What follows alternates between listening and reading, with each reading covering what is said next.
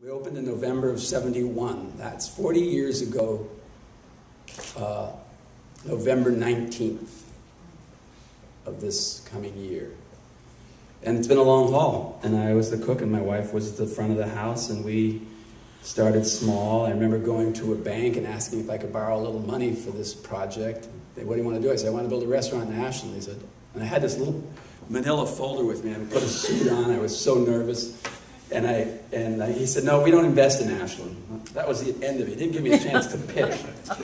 I went out so mad I left my folder there. And I went back in and said, "You didn't even hear my story. You didn't even listen to me." And I ripped my manila folder over and never went back to that bank. And so anyway, that was, I thought that was too quick an answer. And sure enough, it did well. It was fun. There'd be a waiting line out on the street, a little waiting line. We had no lobby. When you opened the door, there was the table, you know. So I'd sneak around from the kitchen and look around the brick to see how long the line was, and then go talk to the bartender and say, "Bring out a couple of cups, plastic, it's winter, of plastic cups of wine," and give them to the people standing in the street. It was corny, but that was the beginning of Common Man. And then we were pretty slow to move. We didn't open another restaurant until '86, which is 15 years later, in Lincoln. And an old house that was up by the other end of town. And that was our second Common Man. And that was quite a experience, but for not being there and trying to learn how to run a place.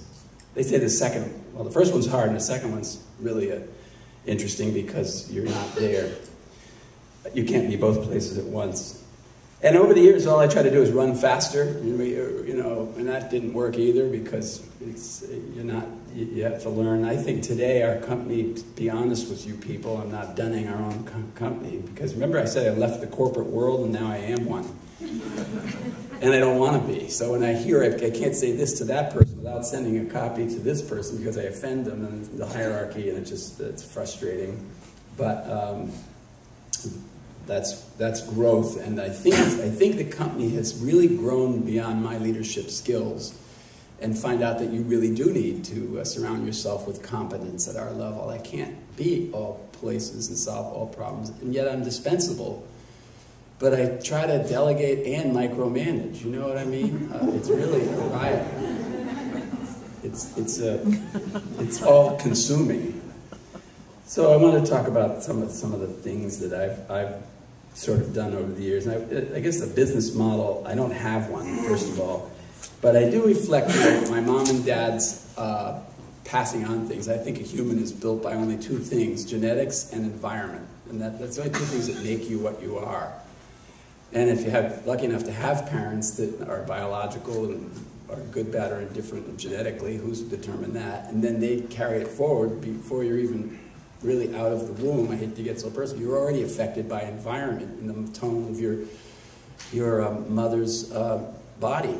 And then as you go on, the first impressions you get are from your mom and dad, and then your family, and then your friends, and then the world at large. And it actually starts out good and gets worse, I think, because kids are instantly pure. But my dad had the credits of ethics and integrity, which were unbelievable, and a work ethic. Both of them did. And my mom worked at Carol Reed's for years, and my father at 59 said, "We're going to retire," but he never did. He worked for Yield House as a lumber buyer, and that's what I really thank them for, is humility, work ethic, integrity. Those are pretty valuable. And I think about them today. Now today in the world, I try to apply those things. One thing I think about people is think of yourself in the business world or your personal life as both a teacher and a student. And both of those things can be your life every day. Not only are you teaching someone else what you think, but you're learning from someone else, and that makes your life whole. I made up a saying 20 years ago, and it's pretty fun. Life is like a tomato. You're either ripening or rotting. And I don't want that latter one. And I say there's nothing in between. Remember when a tomato cracks? Because it's a little too much water, a little too ripe, and that's the end. So I don't ever want to get there.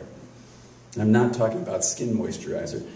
I want to be ripening, meaning learning all the time. You're always learning. And that takes me to balance of life. I'm what's known as a workaholic. I love to say I have no regrets, but I do. 2 children, 44 and 41, that I wasn't that good to.